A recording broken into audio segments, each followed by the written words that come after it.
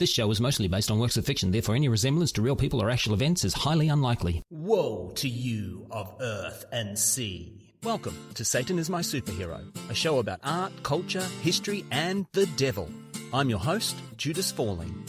In this episode, we will look for Satan in the early Hebrew texts. While it is there, I would argue the afterlife, let alone hell, isn't really a focus in the early Hebrew texts.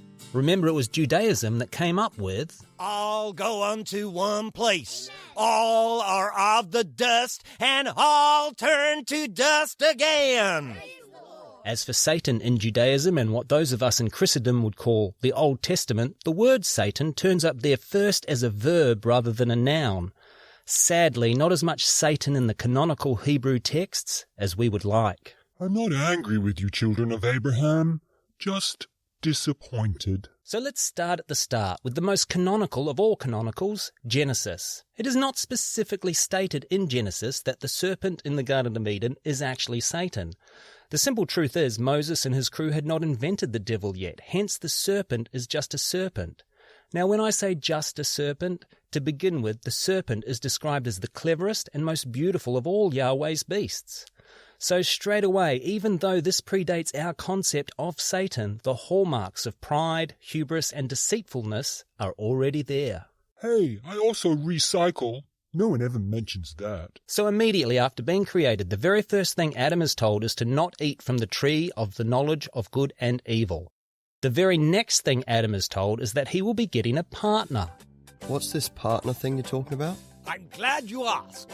We based her on your basic design, but tweaked the crap out of it. What'd you change? We got rid of that dangly bit of flesh between your legs. Yeah, what's that even for? No idea. That's why we got rid of it. We improved the chest, too. You're going to love the chest.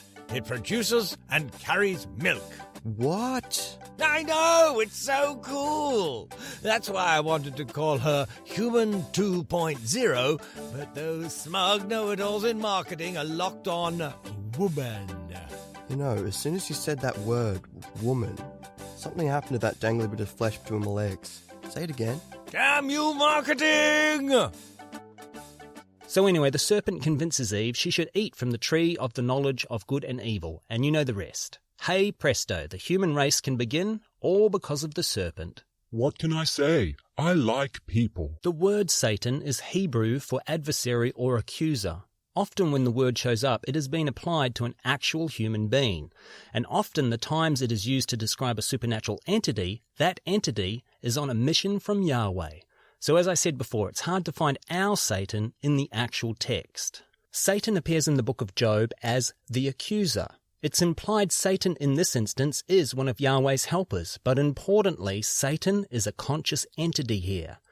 The accuser suggests the very pious man Job would be not so pious if he were not so blessed by Yahweh's bounty. Hi, Job. I'm Satan, one of Yahweh's assistants. I've come to burn down your house, murder your family, and destroy your life. Just got some paperwork for you to fill out first. But why? It's Gabriel. He's all about paperwork these days. No. Why are you going to destroy my life? I made a bet with Yahweh about your faith. But Yahweh is omniscient. There's absolutely no possible reason to test me or anyone. There is nothing I can possibly do or think that Yahweh doesn't already know. And yet, here I am, Job. Here I am.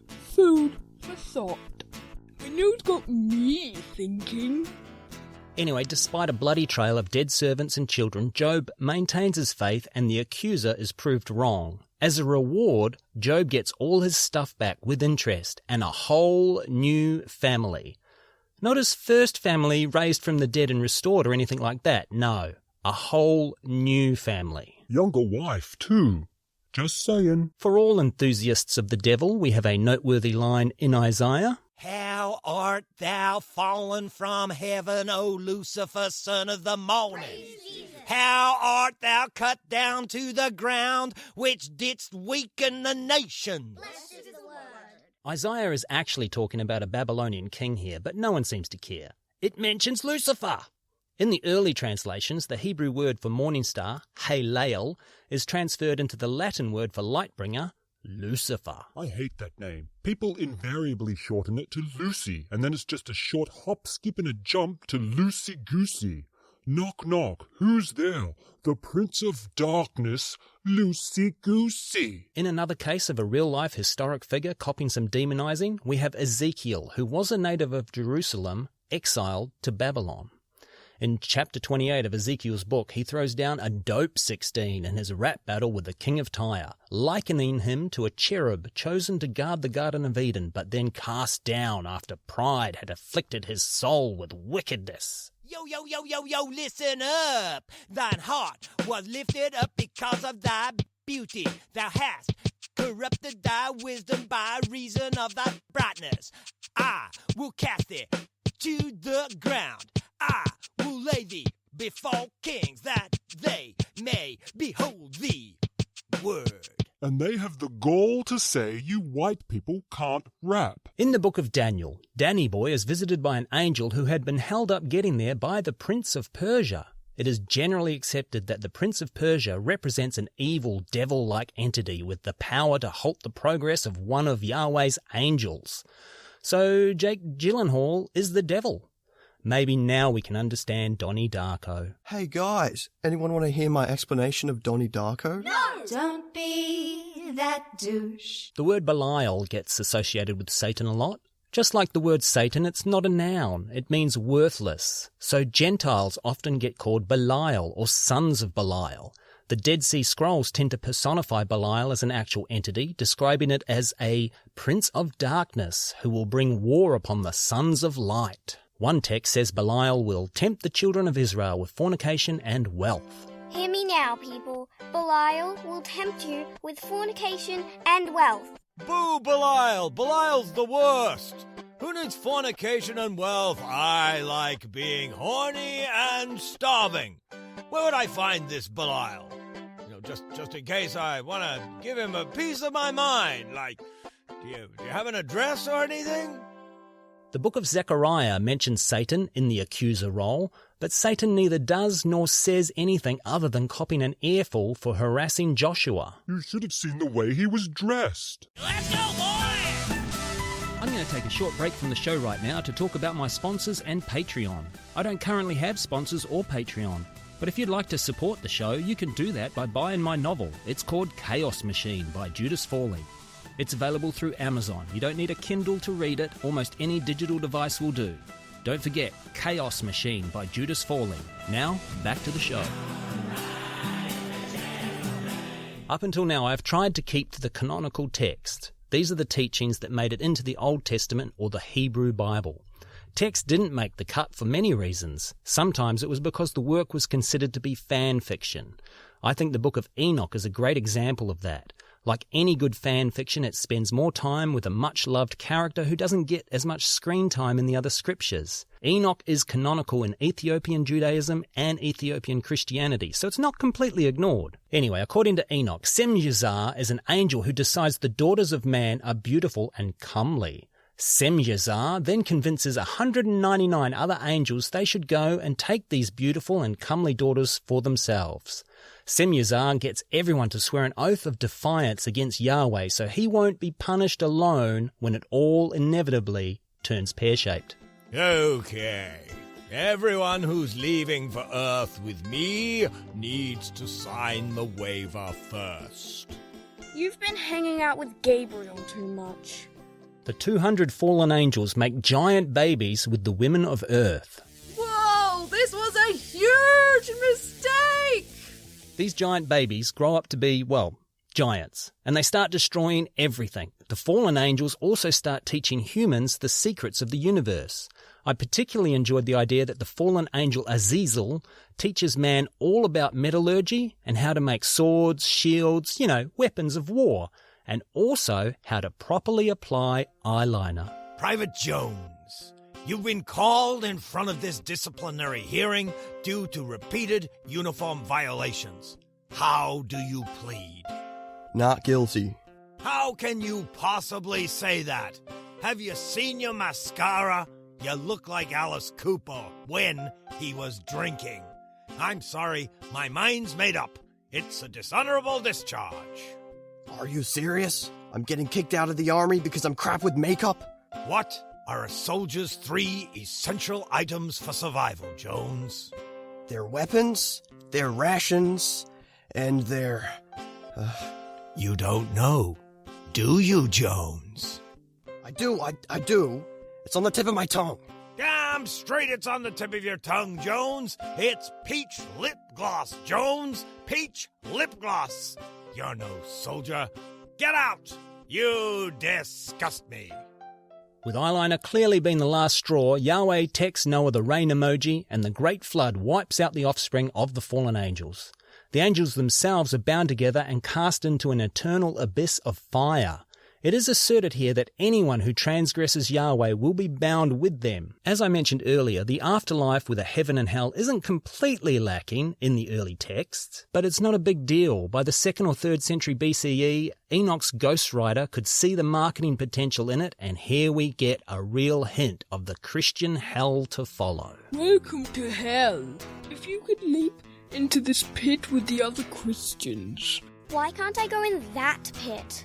Oh, that's Hebrew hell.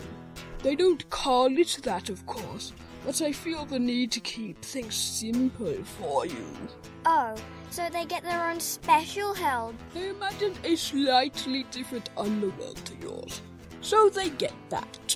Are you saying if I had imagined hell as marshmallow clouds and unicorns, my hell would be all marshmallow clouds and unicorns? Oh, I would love that. That would be so much nicer than the misery that you're about to endure for the rest of eternity. I want that hell then. Well, let me see what I can do. Jerry, put marshmallow clouds and unicorns in the suggestion box. Now, throw the suggestion box in the pit. What happened? It burned. Well, we gave it a shot. In you go.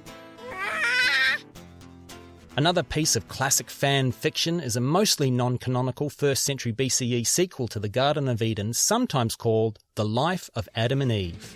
Genesis 2, the life of Adam and Eve. You've seen the good times, now it's time for the bad. Music by Phil Collins. In this sequel, written hundreds of years after the original, Satan is our Satan, named as the serpent from the Garden of Eden and punished for tricking Adam and Eve by being made ugly and losing his limbs and voice. All the beasts are subjugated to Adam except the serpent. So, after you sign here, you'll be in charge of all these beasts. What about that one? I don't like the way it's looking at me. Oh, don't worry. No arms, no legs, no voice. What's it gonna do? It just poked its tongue out of me. Who cares? Its tongue looked like it could penetrate me. I get it. You're young, you think that's a bad thing. How about you just sign on for all the other beasts and not for that one? Cool. Not cool. I have to go back to the office and get a whole different set of paperwork now. Anyway, Adam and Eve are now living in exile from Eden in a cave. Even after some severe punishment, Satan immediately tries to trick them again, pretending to be an angel of light. Another angel turns up just in the nick of time. You guys know that's Satan, right? Huh? You know, the serpent that got you kicked out of paradise and now you live in this Oh, that's Satan. Beat it, Satan. Rude. I don't come down to where you work and interfere. Satan then gives it another go, trying to lead Adam and Eve back to Eden, but really intending to murder them. Luckily, Yahweh saves them at the last minute. Why the last minute? Like, is Yahweh waiting to see what will happen? Like, seriously, is Yahweh waiting to see what will happen?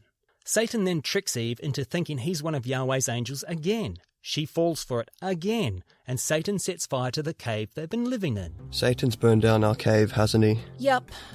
But he tricked me. Oh, for f***'s sake. Because their cave burned down, they have to sleep outdoors, and the devil then tries to crush Adam and Eve under a rock, but Yahweh steps in at the last second again.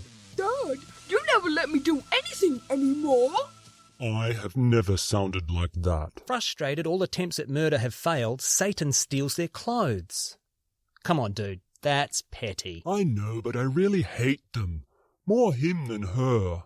I loathe him. After that, Satan approaches Adam again and pretty much just rubs it in. This is totally all mine. This rock, it's mine. That mountain, it's mine. As far as your puny primate eyes can see and beyond, it's all mine. And you live here, so yeah. Who's your daddy now? Yahweh sends another angel to drive Satan away again. Get ye behind me, Satan. I'm really sorry if I'm interrupting the flow. I don't mean to be a stickler, but can I just clarify consent before I follow through on that request?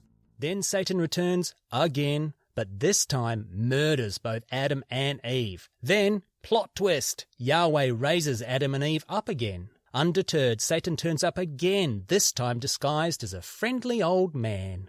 Hello, mortals. I'm just an incredibly handsome and friendly old man. It might be Satan tricking us again. But he's so handsome. I know. Oh look, here comes Yahweh. Gotta go! Just after Adam and Eve have pooped for the very first time in their lives, Holy shit, what the f*** is happening? they realise pooping, farting beasts can never gain entrance into the Garden of Eden. So while they're at their lowest ebb, Satan comes back again and burns their food and tips out all their water, just like Russell did in his first season on Survivor. Just saying. Then the next day pretends again to be an angel and leads them off into the desert to die of hunger and thirst. Eve, I've got an idea. What? Let's organise a password with Yahweh that only the real angels know. Or we could not follow strangers into the desert. But he was so handsome. I know. Anyway, Yahweh raises them up from the dead again. Satan comes back again and stabs Adam with a sharp stone, only wounding him this time. Should have double-tapped. For what I think must be the 13th time, Satan comes back again, pretending to be an angel again, and tries to talk Adam into marrying Eve. And you'll be betrothed to Eve, never to share your body with another. Whoa, stop. What do you mean with another? Are there others? Well, yeah, but that won't matter. You'll be married to Eve for the rest of your tragically short mortal life. You're Satan, aren't you? Oh, you got me. What was it? What gave me away? Honestly, I didn't know it was you at all. When you said all that stuff about getting tied down, I just hoped it was you. Satan comes back again, this time disguised as a beautiful maiden, and tries to sell Adam on the benefits of carnal knowledge with Eve. And now Adam is tempted. He gets very emotional at this point, pleading with Yahweh to relieve him from this temptation by taking Eve away. Then weirdly, Yahweh decides that Adam and Eve should get married, even though this was Satan's idea, and the rest, as they say, is history. Definitely not history. I'd like to end where we began, with a bit of Moses. In Numbers, he is upset with the Midianite women who have been seducing Israelite men and giving them STDs.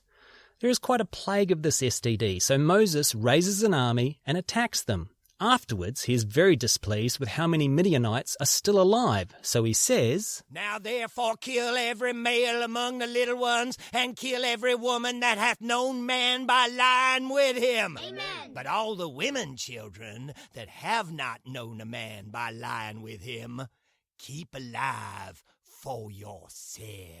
Praise the Lord. According to Moses' own records, they kept 32,000 virgins for themselves. Now one might argue it's no different to what Simyaza and his cohort did. But that was a made-up story. And that's why Satan is my superhero.